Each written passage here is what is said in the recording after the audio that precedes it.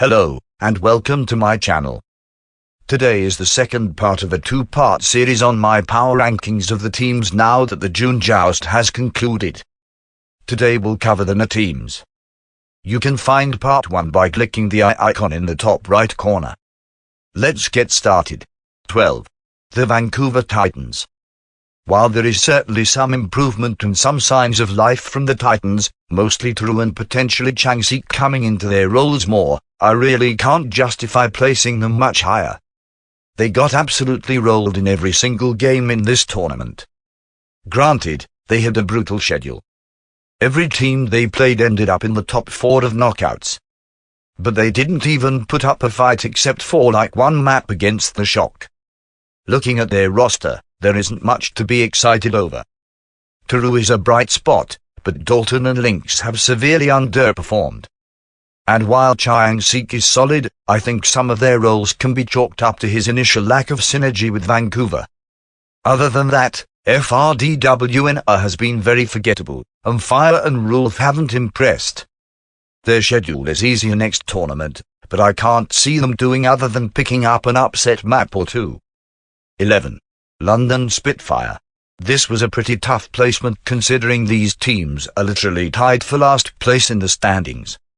However, I went with London over Vancouver for pretty much one reason. Spark. He has been really solid in European contenders, and is a clear upgrade over Hybrid. Him, along with Shax and Blas, who can improve, could turn into a very solid DPS line. I think that could put them over the edge in a matchup with Vancouver. Meanwhile, however, their supports have been nothing to write home about and their tanks are downright bad. I don't see them getting any wins anytime soon either, though. 10. Toronto Defiant. Probably the most forgettable team in the league. Several tiers above London, we have Toronto. While they haven't seemed awful, in terms of results there isn't much to celebrate. They had a very easy schedule in the Mayhem, and their only real accomplishment is a tight win against the seemingly weaker Atlanta Reign and a Paris Eternal that recently lost their main support. Other than that, accomplishments are sparse. They have mostly gotten rolled by other teams up to now. Looking at their roster, First is a monster and Aspire and Hisu look sick, and Logic seems good on the one game a year he plays. However, looking at the tanklane, Sado has underperformed pretty hard, and Michelle has underperformed as well, outside of that one London game. As for the supports, I think they should experiment more with Aztec. Lastro has seemed underwhelming, but Ansunji has seemed decent. Overall, they don't seem to properly utilizing their pieces. Could be a coaching problem, but I don't think you can rely on carried from your DPS at this point outside of a stray map.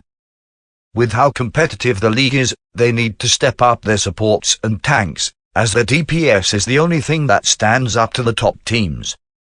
9. Boston Uprising. Boston is an interesting one. They got completely dominated in the Mayhem, even going to 5 maps against fucking London of all teams. But then, there was a faint glimmer of hope. They not only 3-0 Toronto, who is mid, but managed to sweep Washington, who were powerhouses in the Mayhem. They can finally stand tall against opposition and not be taken as a joke anymore. Then they throw it all away. Okay, I know I am talking a lot of shit, but I really do think they've improved, and will continue to improve. Faith and my Unbong make up a seriously dangerous support line, and IM37 and Valentine definitely have their moments. As for their tanklane, Gibalsa is very strong, but Punk hasn't impressed much. They have a decent roster, but their problem is consistency. They were simply horrific in the Mayhem, and only showed a few signs of hope in the June Joust before chalking a match with the Paris Eternal, still suffering from growing pains with Vestola.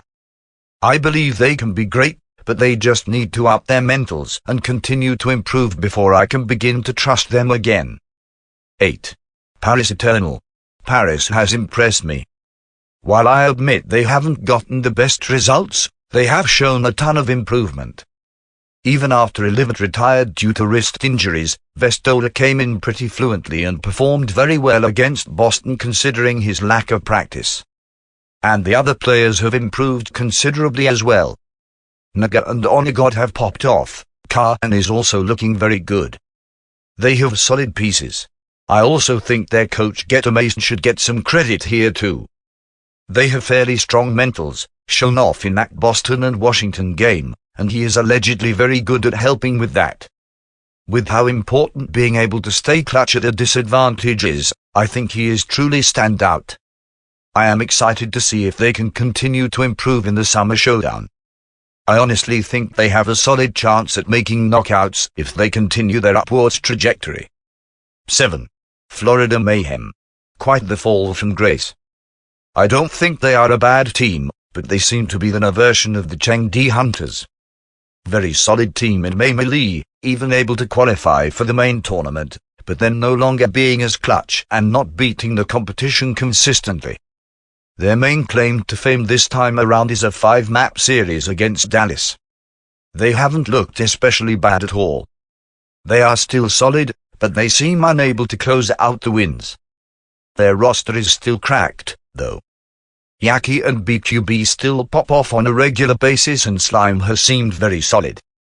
Ogi hasn't impressed nearly as much as last qualifiers, though. Neither have Gangnam June or Gargoyle in my opinion. I think they are still good, but they have to get their groove back if they want a serious chance at qualifying, as they were arguably a bigger part of their melee run than their DPS. I have faith they can turn it around, though. 6. Washington Justice. From powerhouses in the melee, to one of the worst teams in the June Joust before reviving Decay and finishing strong, the Justice are nutty. Mag and Fury are a vicious tanklin. Decay is consistently one of the best DPS in the league, and Jerry, Assassin, and their supports all seem very solid. They have a cracked roster. So, why are they this low? Because of their inconsistency and questionable team management. They went on a 6-map loss streak because they misused Decay and looked like a bottom 5 team for a good amount of the June Joust. Those were very winnable games, evidenced by their massive improvement in Week 8. However, they clearly did not adapt well to the new meta. I want to see how they perform in the Summer Showdown, but until then, I firmly believe the coaching to be questionable, as they are such a solid roster. There was no reason they should not have qualified for knockouts. Could be poor mentals, though. There is evidence for them losing confidence over time. But it does not change the fact that they are middle of the pack at the moment. 5. The Los Angeles Gladiators. Possibly my personal favorite team in the league, divorced from performance. However, I can't help but admit that they have slightly disappointed. They did very well in the June Joust, but their melee performance was less than impressive. Even in the June Joust, they had a fairly easy schedule, though they did look extremely good against Atlanta. Despite this, though, they can look terrifying at times. They probably have the biggest upset potential in the league, though they are at the top. Looking at their roster, they have an Overwatch League level carry in Bidding, top-tier players in Kivster, Moth, Skewed in Space and Shu and Muzz all look very solid. While I have been less than impressed in terms of results, they haven't had the chance to play many top teams after their first week, and I would love to see them rematch in the regular season again, though they did get shit-stomped by Dallas in the knockouts. 4. Houston Outlaws. This team is still very solid. They dominated the melee, and despite losing their first match to the Rain, they dominated most other maps. Their roster is still cracked.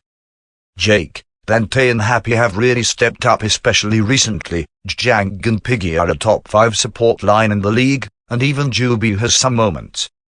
Crimzo could be better. Still solid. However, the issue is their mentals and clutch factor, I think. They are in a similar position to the San Francisco Shock, being 0-6 in knockouts. While they have had the unfortunate luck to go up against Dallas both times, I would still expect a better performance from them. Until they can actually qualify, I cannot put them much higher, or at least until they can prove to be an unstoppable regular season force, like the Shock. 3. Atlanta Rain. Monsters. Plain and simple. They came out of nowhere in the June Joust and stomped their way through knockouts. Yes, They did get stomped by Dallas and Shanghai, but you have to keep in mind that those are Dallas and Shanghai. Don't get it twisted, these guys are insane. Looking at their roster, they have no real holes. Mesa and Iwanes are monsters. They probably have a top 3 DPS in the league, and their tanks are all crazy as well. However, they are below the top 2 because they weren't always this good. Similar to Hangzhou, the rain went impressive in the May melee, but popped off in the June joust. Hell, they weren't even consistent this tournament, just caught fire at the right time. When these guys are on, they are nearly unstoppable, but when they are off, they can look seriously middling. I could be overrating them, and I can understand putting Houston and the Gladiators higher, but I have to go with my gut here. 2. The San Francisco Shock. Yes. They don't seem as good as previous years. Yes. They underperform a lot in knockouts. But they are still absolute monsters. Their only regular season loss was from a 6-map thriller against Houston, and they have been the only team other than Shanghai in the June joust able to stop Dallas. They have beaten multiple top-tier teams fairly easily, and are consistently clutch.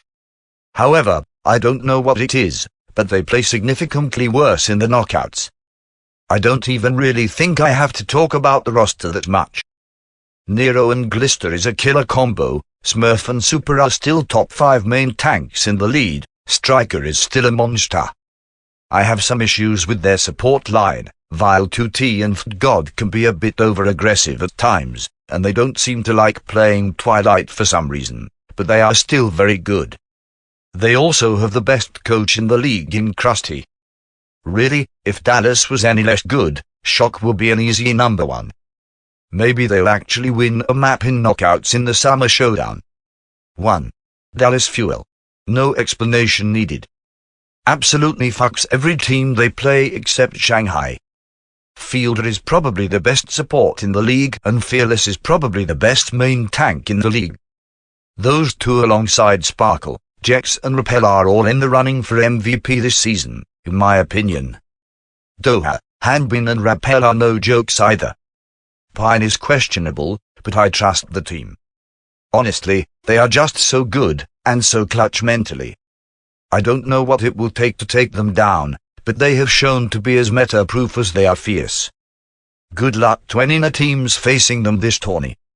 They're gonna need it. That's it for my June Joust power rankings. If you have any disagreements, please feel free to write them in the comments. I'll try to reply to all of them. Thanks for watching, and remember to like and subscribe for more.